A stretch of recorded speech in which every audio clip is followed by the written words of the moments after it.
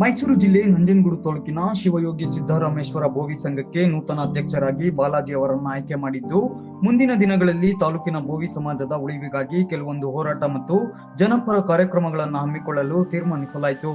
ಪಟ್ಟಣದ ಪ್ರವಾಸಿ ಮಂದಿರದಲ್ಲಿ ಸಭೆ ನಡೆಸಿದ ಶಿವಯೋಗಿ ಸಿದ್ದರಾಮೇಶ್ವರ ಬೋವಿ ಸಂಘದ ಗೌರವಾಧ್ಯಕ್ಷ ಮಹಾದೇವು, ಉಪಾಧ್ಯಕ್ಷರಾದ ವಿಜಯ್ ಕುಮಾರ್, ಹರೀಶ್ ಕುಮಾರ್, ಕಾರ್ಯದರ್ಶಿ ಚನ್ನಪಟ್ಟಣ ಶಿವರಾಜು, ಪ್ರಧಾನ ಕಾರ್ಯದರ್ಶಿ ವಸಂತ್ ಕುಮಾರ್, ಖಜಾಂಚಿ ಚನ್ನಪಟ್ಟಣ ಮರಿಸ್ವಾಮಿ, ಸಂಘಟನಾ ಕಾರ್ಯದರ್ಶಿಗಳಾದ ಆರ್ ಪಾಪಣ್ಣ ಪಾಳ್ಯ, ಶಂಕರ್ ಬಾವಿ ಕೃಷ್ಣಾಪುರ, ಸೋಮಾ ಬೋವಿ, ಚನ್ನಪಟ್ಟಣ ಲಕ್ಷ್ಮಣ, ಚನ್ನಪಟ್ಟಣ ಮಣಿಕಂಠ ಸ್ವಾಮಿ, ನಿರ್ದೇಶಕರಾದ ಲಿಂಗರಾಜು, ಉಮೇಶ, ಮಣಿಕಂಠ, ಕುಮಾರ್, ಹರಿಯೂರು ಸೇರಿದಂತೆ ಇನ್ನಿತರರು ನೂತನ ಅಧ್ಯಕ್ಷರಾಗಿ ಬಾಲಾಜಿ ಅವರ ಆಯ್ಕೆಯನ್ನ ಘೋಷಿಸಿ ಅವರಿಗೆ ಮಾಲಾರ್ಪಣೆ ಮಾಡಿ ಅಭಿನಂದಿಸಿದರು.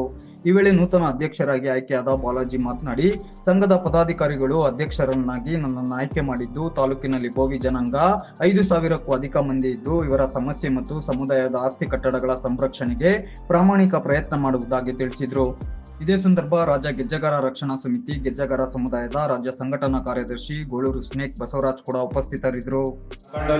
ಹಾಗೂ ನನ್ನ ಹಿತೈಷಿಗಳು ಹಾಗೂ ನಮ್ಮ ಕುಲ ಬಾಂಧವರು ಇವತ್ತು ನನ್ನ ಮೇಲೆ ನಂಬಿಕೆ ಇಟ್ಟು ನೀವು ನನಗೆ ಅಧ್ಯಕ್ಷರನ್ನು ಕೊಟ್ಟಿದ್ದೀರಾ. ನಾನು ನಿಮ್ಮ ನಂಬಿಕೆನ ನಾನು ಉಳಿಸ್ಕೊಂಡು ಮತ್ತು ನಮ್ಮ ಸಮಾಜಕ್ಕೋಸ್ಕರ ನನ್ನ ಕೈಲಾದಷ್ಟು ಮಾಡಿ ಸಹಾಯ ಮಾಡ್ತೇನೆ. ಈಗ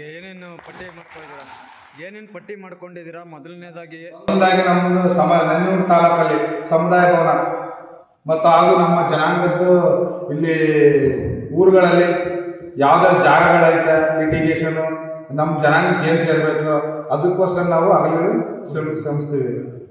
ಹಾಗೂ ನಮ್ಮ ಜನಾಂಗ ನಾವು ಒಗ್ಗಟ್ಟಾಗಿ ತಗೊಳ್ಬೇಕು. ಎಷ್ಟು ಜನ ಇದ್ದಾರೆ ಸರ್ ನಂಜನಗೂಡಲ್ಲಿ ಅಂದಾಜು? ನಂಜನಗೂಡು ಅಂದಾಜು ಒಂದು 5,000 to 6,000 ಜನ ಇದ್ದೀವಿ. ಒಂದು 10-12 ನಾವು. ಇಷ್ಟು ದಿನ ಇತ್ತ ಸಂಘ ಅಥವಾ ಇವತ್ತು ಮಾಡಿರೋದ? ಹಿಂಗೆ ಒಂದು ಸ್ವಲ್ಪ ಕಾರಣಗಳಿಂದ ಅದು ಸರಿಯಾಗಿ ನಡೀತಿರ್ಲಿಲ್ಲ.